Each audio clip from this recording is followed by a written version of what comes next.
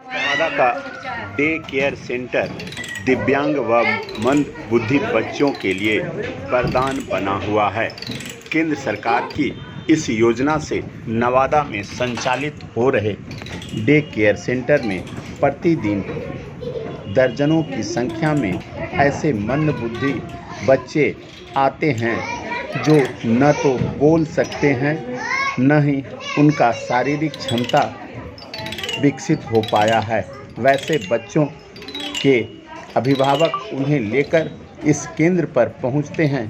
देखिए किस तरह ये बच्चे खेल कूद कर अपना एंजॉय कर रहे हैं। सारे बच्चे किसी न किसी रूप से दिव्यांग हैं। ऐसे बच्चों को केंद्र की संचालिका किरण कुमारी ट्रेनिंग देकर उन्हें बेहतर बनाने का प्रयास करती है।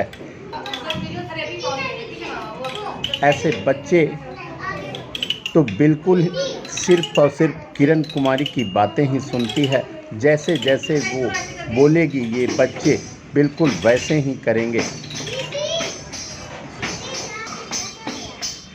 ये सामने बैठा ये बच्चा किस तरह ये बजा रहा है, ये देखिए। और उसके सामने बैठा ये बालक, बिल्कुल आपने कभी सुना होगा कि पटना में एक आयांश था जिसका इलाज के लिए 16 करोड़ रुपए का इंजेक्शन लगना था, जिसके लिए लोगों ने सहयोग राशि प्रदान की। ये देखिए, ये दूसरे कमरे में, सेंटर के दूसरे कमरे में श्रवण शक्ति क्षुण हो चुके बच्चों को उन्हें यह लेक्चर सिखाया जा रहा है। कानों में हेडफोन लगाकर ऐसे बच्चों को पढ़ने की प्रेरणा दी जा रही है। स्पीच थेरेपी के माध्यम से ऐसे बच्चे सेंटर में अपना पढ़ाई कर रहे हैं। जो बोल नहीं पाते हैं, जो सुन नहीं पाते हैं, वैसे लोगों के लिए यह सेंटर वरदान साबित हो रहा है। प्रतिदिन जिले के विभिन्न कोनों से यहाँ लोग पहुँच रहे हैं। इस बच्चे से कलर की जानकारी सेंटर संचालिका द्वारा पूछी जा रही है, तो वे बोलने में असमर्थ है, लेकिन वे प्रयास कर रहा है। सीखते सीखते सब कुछ सीख रहा है। ये बच्ची बोल नहीं पाती है, जिन्हें स्पीच थेरेपी के माध्यम से सेंटर के सहयोगी उन्हें पढ़ाने का प्रयास कर रहे हैं।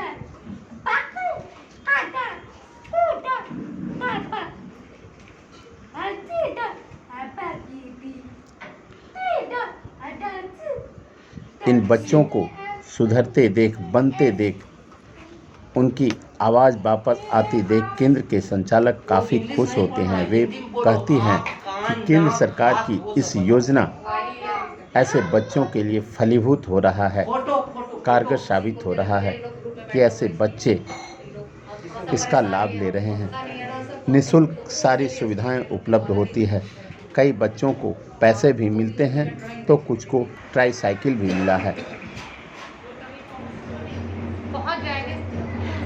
बहुत ज़रूरी होती शिक्षा सारे अवगुण धोती शिक्षा। जी हाँ, यह कथन बिल्कुल सही है।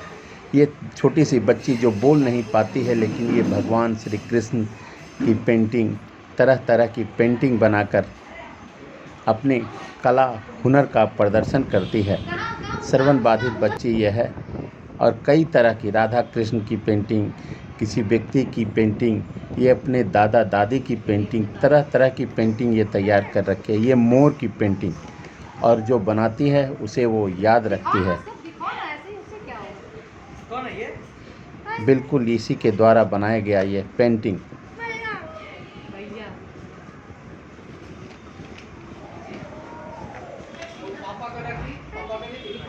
कितनी खूबसूरत ये पेंटिंग तैयार की गई है इस बच्ची के द्वारा।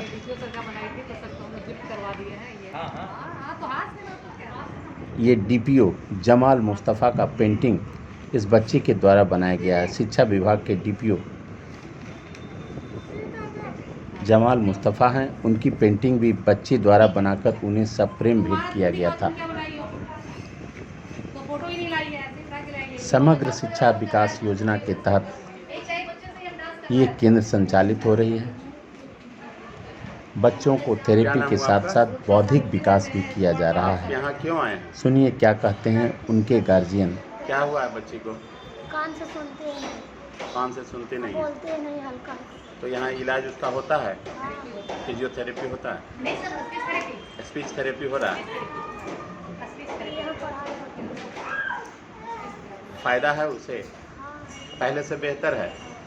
यहाँ के कार्यकलाप से आप संतुष्ट हैं?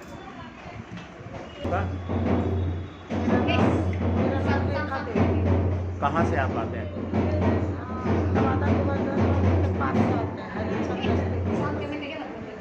ये आपकी बच्ची है? क्या हुआ बच्ची को?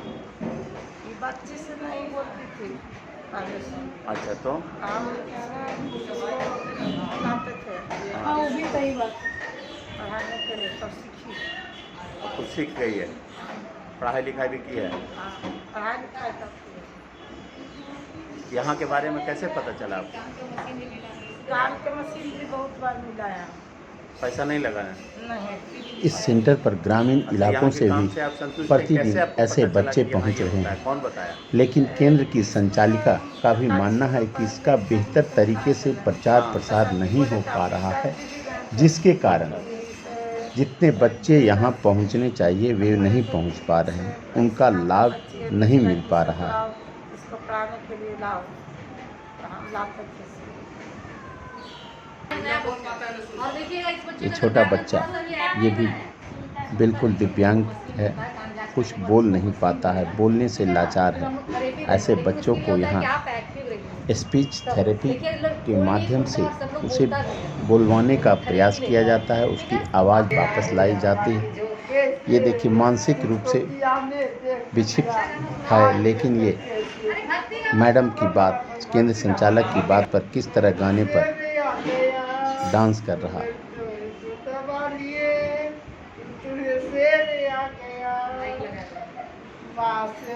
ऐसे सेंटर इन लोगों के लिए वरदान साबित हुआ है।